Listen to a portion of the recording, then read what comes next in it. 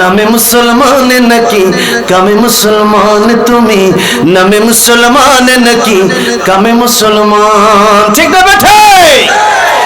এই জন্য নামে মুসলমান হলে হবে না, কাজেও মুসলমান হওয়ার দরকার আছে না নাই? সুন্নাত নয় শুধু দাওয়াতের মেহমান, সুন্নাত নয় শুধু খাওয়া শেষ মধুপান, আরো কিছু সুন্নাত আছে তুমি জানো কি? জানলেও জীবনে কখনো তামানো কি, জানলেও জীবনে কখনো তামানো কি। ঠিক না বেঠে? এই জন্য মনে চাইলো জোর পড়লাম, আসর পড়লাম, মনে চাইলো জুমা পড়লাম, সাপ্তাহিক মুসল্লি 5 ওয়াক্ত পড়লাম না, তাহলে বিপদ আছে না নাই? আর তো জোরে কম। আমি মাহফিলে আসার আগে অনেকগুলো বিষয় আমরা বলে দিছে, আমি বলছি আমরা যে কোনো বিষয় বলে দিবেন, সহজ তো আমার জন্য।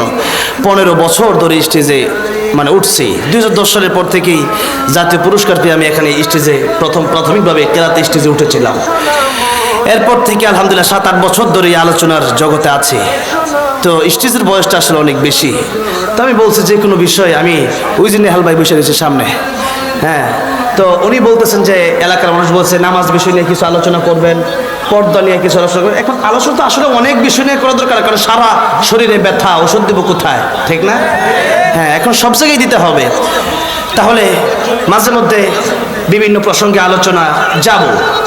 আমাদের মূল আলোচনা হচ্ছে আজকের ঈমান আর নেকামল, ঈমান আর নেকামল, ঈমান আর নেকামল, নেকামল। সূরাতুল আসর থেকে আমরা কথা বলবো, আগে একটু বলে পরে একটু বলবো, মাঝখানে আমি আলোচনাটা বোঝায় দেবো ইনশাআল্লাহ। তবে ধৈর্য ধরে বসতে হবে। রাজি আছেন তো? এই আয়াতে এই যে সূরা পড়েছি ওয়াতাওয়াসাউ বিস-সাবর, মূল শেষের কথা হচ্ছে ধৈর্য ধরো। কি ধরো? ধৈর্য ধরলে আপনি কামিয়াব হয়ে যাবেন। কি ধরলে কামিয়াব হবেন?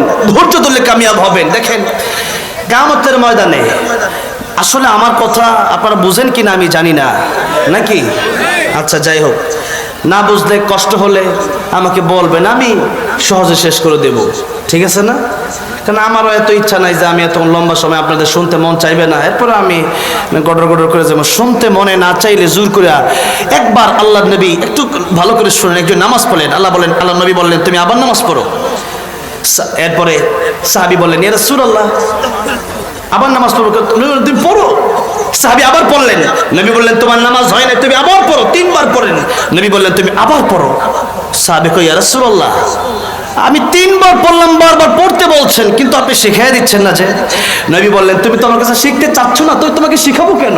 কথাটা বুঝেন নাই? তুমি শিখতে চাও, এখন তোমাকে আমি নামাজ শিখিয়ে দিই, সুন্দর করে ধীরে স্থিরে খুশু খুশু সাথে তুমি নামাজ পড়ো, তাড়াহুড়া করবো না। তাহলে আল্লাহ নবী তাকে 3 বার বলার পরে শিখালেন, এর আগে শিখালেন না। কেন? শিক্ষার আগ্রহ থাকতে হবে। শিক্ষার কি থাকতে হবে? আগ্রহ থাকতে হবে। আগ্রহ না থাকলে আমারও বলার কোনো প্রয়োজন নেই। হ্যাঁ আমি বলবো, আপনার আগ্রহ, আপনি উঠে চলে যাবেন, আমি কাকে বলবো? সেই জন্য একটু সময় আল্লাহর জন্য দেন না, একটু সময়। এই ঈমানদারদের সবচেয়ে বেশি ভালোবাসা কার জন্য? জবান কার জন্য?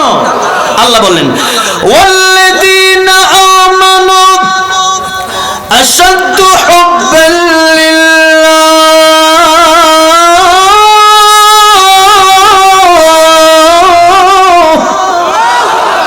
আল্লাহ বলেন ঈমানদার যারা, তাদের অন্তরে সবচেয়ে বেশি আমি আল্লাহর ভালোবাসা।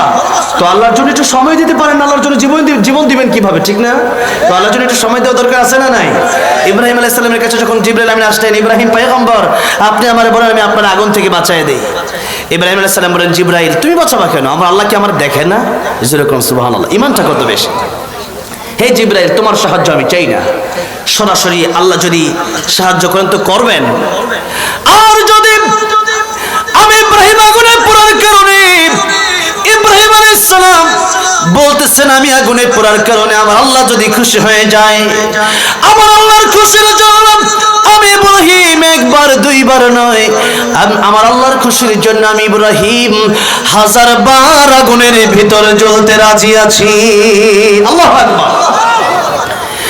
ইব্রাহিম আলাইহিস সালামকে নমরুদ যেই মাত্র আগুনে ফেলে দিবে, আল্লাহ রাব্বুল আলামিন কোরআন শরীফে বলছেন, আল্লাহ আগুনটি ডেকে বললেন ইয়া নারু কুনি বারদাও ওয়া সালামান আলা ইব্রাহিম।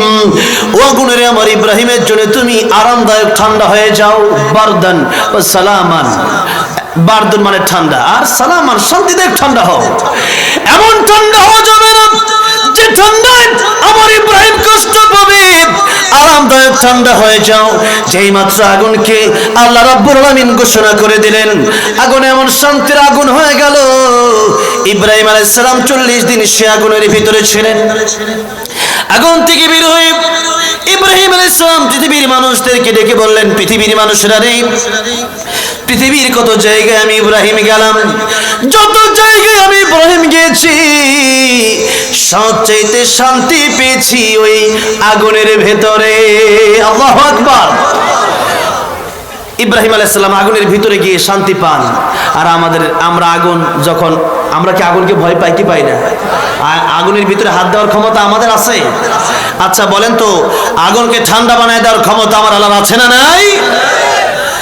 সে আল্লাহর ক্ষমতা বুঝি এখন একটু কমে গেছে। সেই ইব্রাহিমের আল্লাহর আমাদের আল্লাহ কি দুইজন না একজন?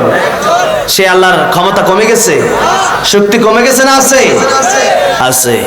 কিন্তু আমরা ইব্রাহিম আলাইহিস সালামের মতো সেই ঈমান আমাদের নাই, ঠিক না? সেই ঈমান আমাদের নাই।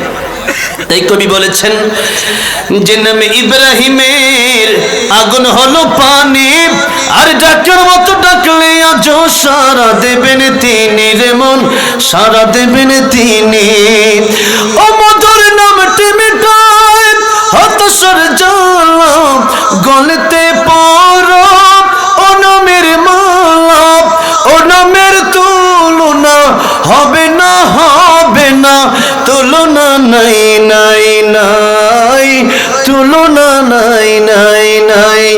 এসো না আল্লাহর নামে গান গাই, এসো না মন প্রাণ জোড়াই, এসো না মন প্রাণ জোড়াই। জোড়ে আল্লাহু আকবার বলেন, আল্লাহু আকবার, আল্লাহু আকবার বলেন, আল্লাহু আকবার। জবান বন্ধ রাখা যাবে না।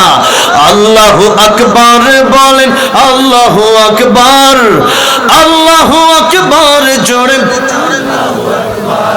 ইব্রাহিম আলাইহিস সালামের জন্য যে আগুন ফুলের বাগান হয়ে গেল, সেই আগুন আজ আমাদের জন্য ফুলের বাগান আল্লাহ রাব্বুল আমিন বানিয়ে দিতে পারেন কি পারেন না? সেই ক্ষমতা আল্লাহর আছে না নাই? সেই ক্ষমতা আল্লাহর আছে, কিন্তু চাওয়ার মতো আমাদের চাইতে হবে।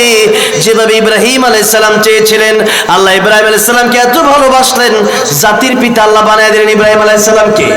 কাকে বানিয়ে দিলেন? ইব্রাহিম আলাইহিস সালামকে। তাই আল্লাহ বলছেন মিল্লাত আবিকুম ইব্রাহিম হুয়া সাম্মাকুমুল মুসলিমিন। জাতির পিতা ইব্রাহিম আলাইহিস সালামকে বানিয়ে দিয়েছে কে? কি বছর বছর পরিবর্তন হওয়ার জিনিসটা কি? একজনই, ইব্রাহিম আলাইহিস সালাম। ঠিক না বেঠে? আমার ভাইরা, আমার বাবাজিরা, তাহলে আল্লাহর মোহাব্বত নিয়ে যদি একটু বসার প্রয়োজন হয় বসতে পারবো না ইনশাআল্লাহ? তলাবুল ইলমি আমি 20 কিলোমিটার দূরে যাব, বাসা এখান থেকে দোয়া চাই, দোয়া করুন ইনশাআল্লাহ। জি, আল্লাহ অনেক নেক হায়াত দান করেন। লম্বা সময় বসেছিলেন, আসলে ওনাদের অনেক ব্যস্ততা, অনেক কাজ। আল্লাহ ওনাদেরকে নেক হায়াত দান করেন, আল্লাহ কবুল করেন, আল্লাহ জানে আমাদের বরকত দান করেন, বিপদ আপদ থেকে হেফাজত করেন। ভাইরা আমার, বাবাজিরা আমার, তলাবুল ইলমি ফরিদাতুন আলা কুল্লি মুসলিম। দ্বীনি ইলম তলব করা প্রত্যেকটা মুসলমানের জন্য ফরজ। নফল না ফরজ? মাহফিলগুলা